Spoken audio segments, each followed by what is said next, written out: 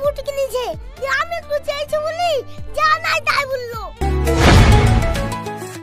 এই যে দোয়া পড়ে পীর সাহেব মাটিতে ফু দিয়ে সোনা তৈরি করেছে, ওই দোয়া তো তোর মুখস্থ, তুইও তো পারবি মাটির ঢেলাকে সোনা বানাইতে। আনন্দ হবে না? মাটি থেকে সোনা তৈরি করা দোয়া শিখে চলে এসেছি। হুজুরে বললো আমাদের অন্তরে ভীষণ লোভ হয়ে গেছিল, আমাদের এই লোভের কারণে ঈমান নষ্ট হয়ে গেছিল।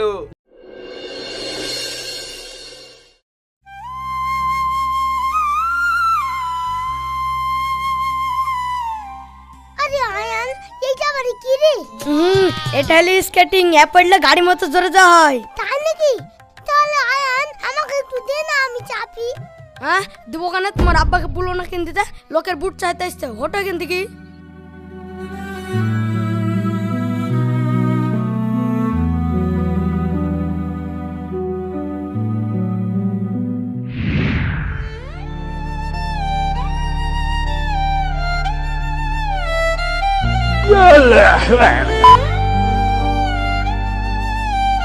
কি রে রৌশান, তুই এভাবে রাগ দেখাচ্ছিস কেন? কি হয়েছে?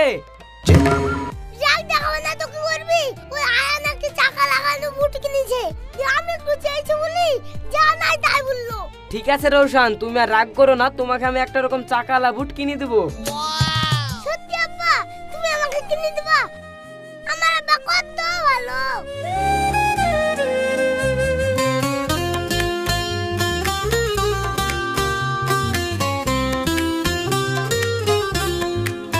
তুমি যে রওশনকে বুট কিনে দেবে বলছো, তো আমাদের তো ভালো করে সংসারই চলে না, তো তুমি বুট কি করে কিনে দিবা? আর শুনেছি নাকি ওই বুটের 2-3 হাজার টাকা দাম। সেটাই তো চিন্তা গো, কিন্তু মোশাররফ এত অল্প সময়ের মধ্যে বড় লোক হলো কি করি? সে কে কিভাবে বড় লোক হলো আমি এখান থেকে কি করে বলবো? তোমার দরকার হলে তুমি জেনে আসো গা।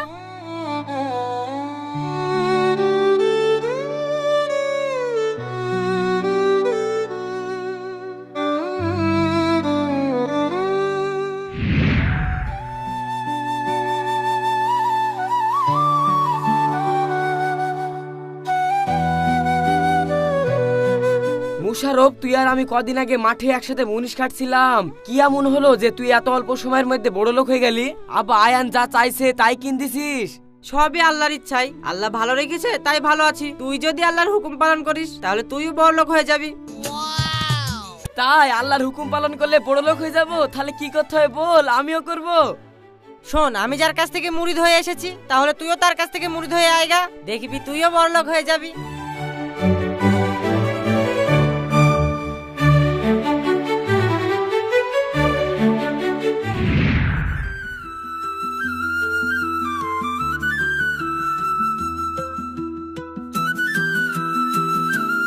আসসালামু আলাইকুম পীর সাহেব, আপনার কাছে আসলাম। ওয়ালাইকুম আসসালাম রহমতুল্লাহি ওয়া বারাকাতু। তা আমার কাছে কি মনে করে বাপ? পীর সাহেব, আমি মুরিদ হব। ঠিক আছে, মাশাআল্লাহ, কোনো ব্যাপার নাই। তুই তাহলে একটা কাজ করবি, প্রতিদিন 1000 বার করে তাসবিহ পড়বি, আর ফজরের নামাজ বাদ প্রতিদিন 500 বার করে তাসবিহ পড়বি। সুবহানাল্লাহ, আলহামদুলিল্লাহ, আল্লাহু আকবার, এইভাবে রোজ তাসবিহ পড়বি। এইভাবে আমি যদি রোজ রোজ পড়ি তাহলে বড় লোক হয়ে যাব তো? হ্যাঁ হ্যাঁ, অবশ্যই বড় লোক হয়ে যাবি। তাহলে আমি গেলাম পীর সাহেব। আচ্ছা ঠিক আছে।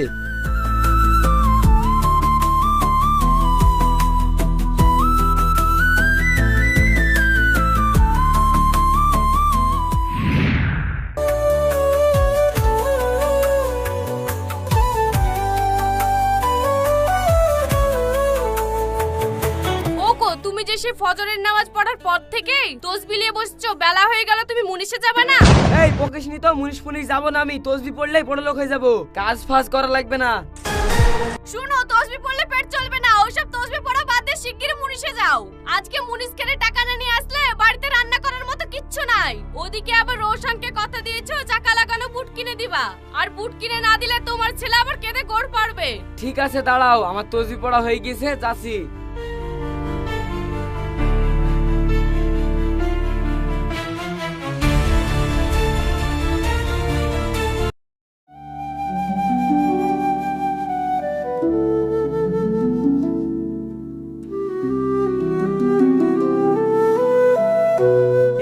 সবারই 3 পাই করে পাটের ভুঁই নিড়ানি হয়ে গেল, আর তুই এতক্ষণে আসছিস? যা বাড়ি যা, তোকে আজকে মুনিশে লাগতে হবে না।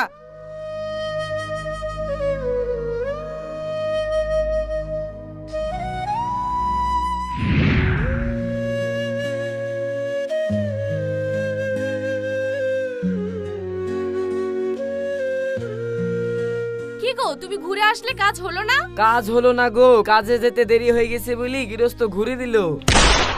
এত বেলা করে কাজে গেছো, তোমাকে তো ঘুরে দিবে। যাও এবার কাজ বাদ দিয়ে নতুন করে তসবিহ পড়তে লাগো গা, তাহলেই বড় লোক হয়ে যাবা। আমার হচ্ছে যত জানের জ্বালা।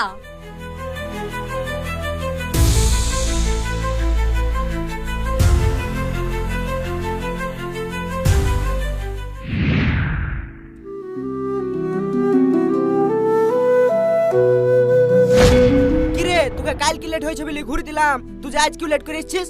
যা, তোকে আজ কিউ কাজ করতে হবে না।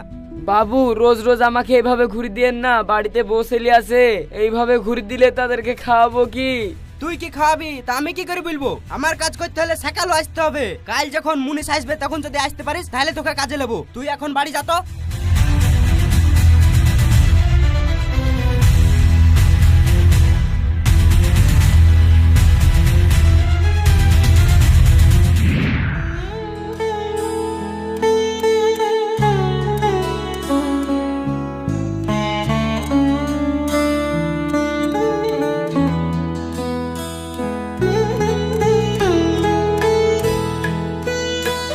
ওগো, তুমি আজও ঘুরে আসলা যে?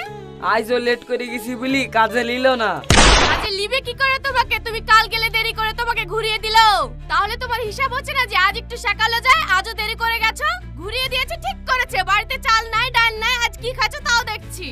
লেট তো আমি সাত সাত করে করিনি, তসবি পড়তে যাই লেট হয়ে যাচ্ছে, তো আমি কি করব? তুমি যেমন পীর সাহেবের কথা শুনে কাজে যেতে দেরি করছো, তসবি পড়া যেমন তুমি ছাড়তে পারছো না, তেমন শিগগিরই ওই পীর বাবার কাছে গিয়ে সংসার চালানোর জন্য পয়সা নিয়ে আসো। তারপরে আজকে খেতে পাবে, এ আমি বলে দিলাম। বাপে একটা মোটরসাইকেল দিলে খারাপ হয়ে পড়ে আছে, তা সারার কোনো ক্ষমতা নাই।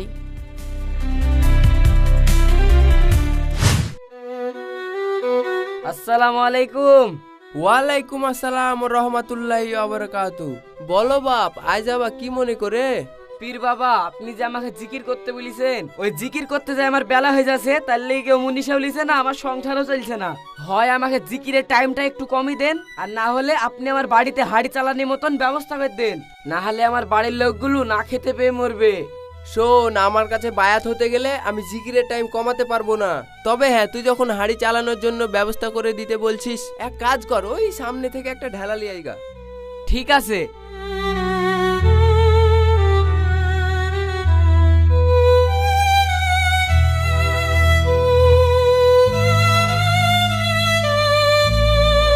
পীর বাবা আমাকে জিকির করতে বললো, আমি তো 3 দিন পরেই ঘুরে আসলাম, আবার জিকিরের টাইমটাও কমে দিতে বললাম, তাই লেগে কি হুজুর সাহেব আমার পর রেগে গেল?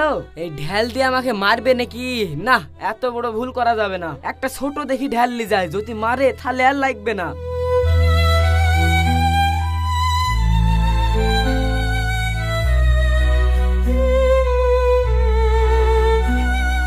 এ দেখেন হুজুর সাহেব, ঢেল লেছিলেন।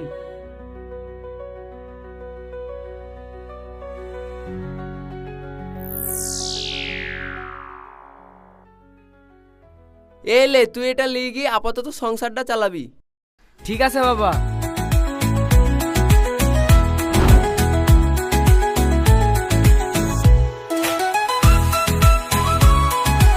আরে ছি ছি, আমি তো বিশাল ভুল করে ফেললাম। আমি যদি মোটা ঢালটা লেসতাম তাহলে আমার অত খানিকটা শোনা হয়ে যেত, আর আমি আজ কি বড় লোক হয়ে যেতাম। ছি ছি ছি ছি, আমার তো যাহাই ভুল হয়ে গেল।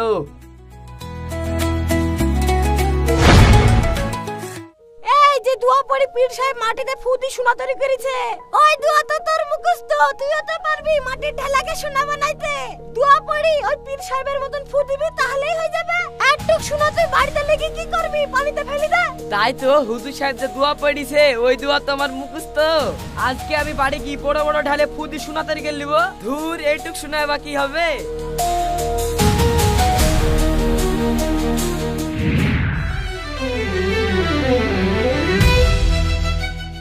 নুপুর, নুপুর। কি গো, মনে এত আনন্দ, কি ব্যাপার? আনন্দ হবে না, মাটি থেকে সোনা তৈরি করা দোয়া শিখে চলে এসেছি। তাই? কিন্তু তুমি সোনা কি করে গড়াবা, আমাকে একটু ভেঙে চুরে বলো। আরে সব ভেঙে চুরি কিছু বলতে পারবো না, তুই শুধু চোখে দেখ। আমি যাই নামাজে বসবো, আর তুই মাঠ থেকে বড় ঢেল নিয়ে চলে আসবি। নমাজ পড়ি উঠি, দোয়া পড়ি ফু দিব, আর ওই ঢেল সোনা হয়ে যাবে। তাই তাই নাকি? তাহলে আমি এক্ষুনি মাঠে গিয়ে মুঠা মুঠা ঢেল করিয়ে নিয়ে চলে আসছি। ঠিক আছে যাও, আমি এদিকে হজু টজু করি, যাই নামাজে বসি।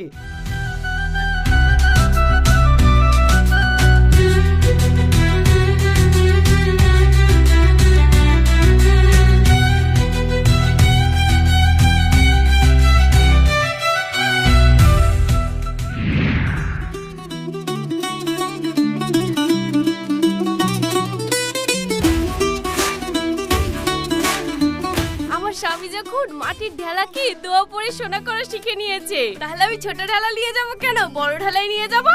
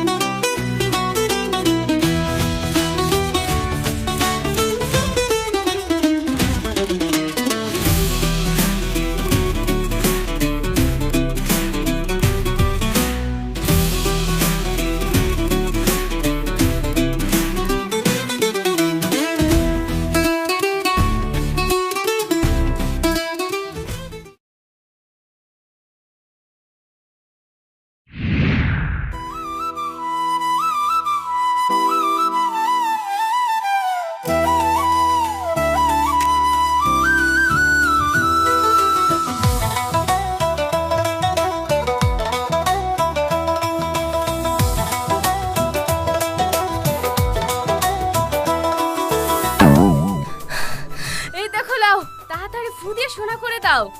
ওহ বিরাট ব্যাপার, এবার আমাদের বাড়িঘর পাকা হয়ে যাবে। এত বড় ঢেল যদি সোনা হয়ে যায় আমাদের কম টাকা হবে নাকি গো? আগে টালি বসাবো তারপর দোতলা ঘর করব।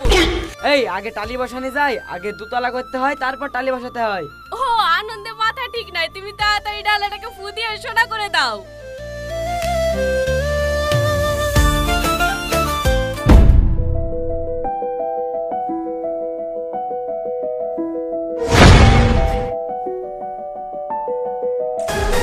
সারাদিন কিছু খাওনি নাকি? একটু জোরে ফু দিবা তো। ঠিক আছে দাঁড়া দিছি।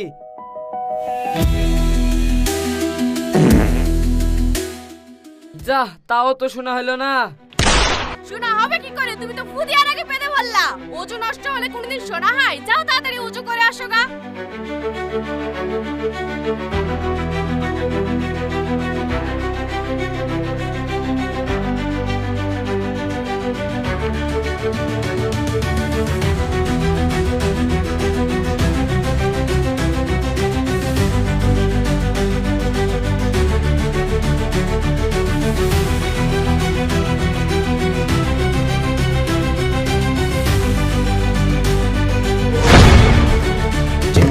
কি গো, তুমি যে বললা ঢেলে ফু দিলে সোনা হয়ে যাবে, হচ্ছে না যে? তাই তো গো, হইলো না। দাঁড়া এক কাজ করি, আবার দেখি।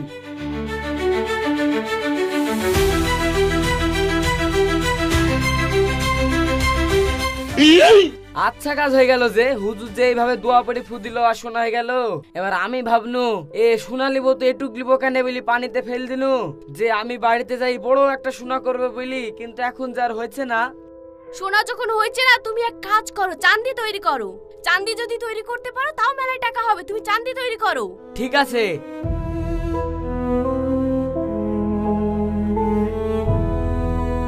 তুমি এক কি কাজ করলা? সোনাটা যদি ফেলে না আসতে তাও তো কদিন চলতো। তো এক কাজ করো, চাঁদিতে তুমি করতে পারলা না, তাহলে ঢেলটা লোহা করো। একখানা ঢেল যদি লোহা হয় তাও বেচলে এক বেলাকার খাবার হবে।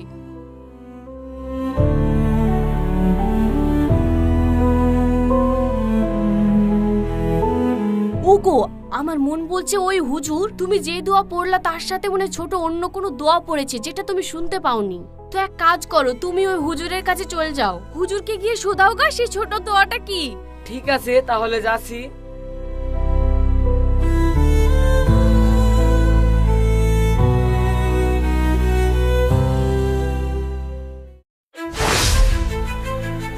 এই ছেলে তো খুব লোভী ছেলে, ওকে যা শোনা দিয়েছি ও তো 1 মাস সংসার চলে যাওয়ার কথা, ও আবার কি করতে আসছে? কি ব্যাপার, তুমি আবার আসলা? তোমার আবার কি হলো? কি হলো বলতে গেলে আসলে আমি একটা জিনিস জানতে এসেছি। বলো কি জানতে চাও? আচ্ছা, আপনি যে দোয়া পড়ি মাটিকে সোনা করেন, ওই দোয়াটা তো আমিও রোজ আমল করি। বাড়ি গিয়ে আমি একটা ঢেলালি ওই দোয়া পড়ি ফুদিলাম, তো আমার ঢেলাটা শোনা হলো না কেন? আপনি কি এই দোয়ার আগে পিছে কোনো দোয়া পড়েছিলেন? তাহলে সেটা আমাকে বলেন। কিন্তু তোর ওই সব জানার কি দরকার? তোকে তো আমি সোনা দিয়েছি। যে সোনাটা আপনি দিয়েছিলেন ওই সোনাটা আমি পানিতে ফেলে দিয়েছি। আমি সোনা ফোনা এখন চাইতে আসিনি, আমি ফুদি সোনা তরিকার আর দোয়াটা জানতে এসেছি। এইটুক যদি আমাকে বলে দেন তাহলে আমি চলে যাব। আরে গাধা, তুই যে মূর্খ সেটা আমি আগেই বুঝতে পেরেছিলাম। শোন, যেদিন তুই মাটিতে ফুদিয়ে সোনা তৈরি করতে পারবি সেদিন আর তোর এরকম অবস্থা থাকবে না। দেখ, তোকে আমি বলেছিলাম তুই দিনে 1000 বার তসবিহ পড়বি, কিন্তু আমি তোকে কাজ কামাই করে তসবিহ পড়তে বলিনি। শোন, জিকির হয় অন্তরে, মনের ভিতরে। 1000 বার কেনে 1000 বার পার হয়ে যাবে, তাও তোর কাজ কামাই হবে না। তারপরেও গাধার মতন কাজ কামাই করে তুই জিকির করেছিলি, করার পরেও তুই আমার কাছে এসেছিলি, তাও আমি যেটুক পেরেছি আল্লাহর রাস্তায় দিয়েছি তোকে। তারপরে তুই সেটা ফেলে দিয়ে তুই বড় সোনার স্বপ্ন দেখেছিলি। তোর এত লোভ, তার মানে তুই হচ্ছিস লোভী। লোভীকে আল্লাহ কোনোদিনও সাহায্য করে না। তুই কখনোই মাটিতে ফুদিয়ে সোনা করতে পারবি না, তার কারণ হচ্ছে তোর মনের মধ্যে দুনিয়ার লোভ। হুজুর, আপনি ঠিকই বলেছেন, আমাকে ক্ষমা করে দেন। আমার মনের ভিতর লোভ করে আমার আজ এই দশা হয়ে গেল। শোন, এই দুনিয়ায় ক্ষমা করার আমি কেউ না, আল্লাহই পারে তোকে ক্ষমা করতে। তাই আল্লাহর কাছে ক্ষমা চেয়ে আল্লাহর রাস্তায় ফিরে আয়। ঠিক আছে হুজুর।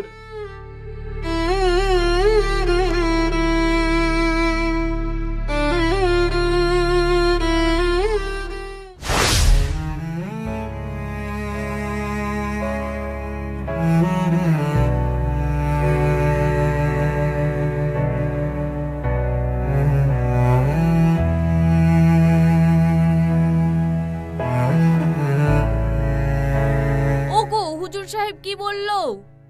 হুজুরে বললো আমাদের অন্তরে ভীষণ লোভ হয়ে গেছিল, আমাদের এই লোভের কারণে ঈমান নষ্ট হয়ে গেছিল, যার কারণে দুয়ায় কাজ করেনি। তাই হুজুরে বললো লোভ ত্যাগ করি আল্লাহর পথে চলতে, তাহলে আল্লাহ আমাদের ঠিকই একদিন বড় লোক করবে। কারণ আল্লাহ বলেছে ইমানদার ব্যক্তির রুজির কোনোদিন অভাব হয় না। ঠিক আছে, আমি আজ থেকে 5 ওয়াক্ত নামাজ পড়বো। চলো ঘরে চলো।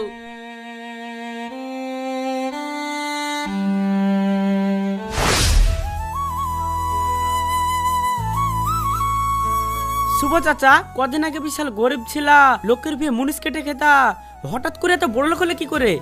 আমি তো এখন তোর সাথে দাঁড়িয়ে কথা বলতে পারবো না। তুই এক কাজ কর, আমার সাথে মসজিদে চ, নামাজ টামাজ পড়ি, তোকে আমি বলবো কি করে আমি এত অল্প সময়ের মধ্যে বড় লোক হয়েছি। ঠিক আছে চাচা, তুমি চলো, আমি গা ধুয়ে আসছি।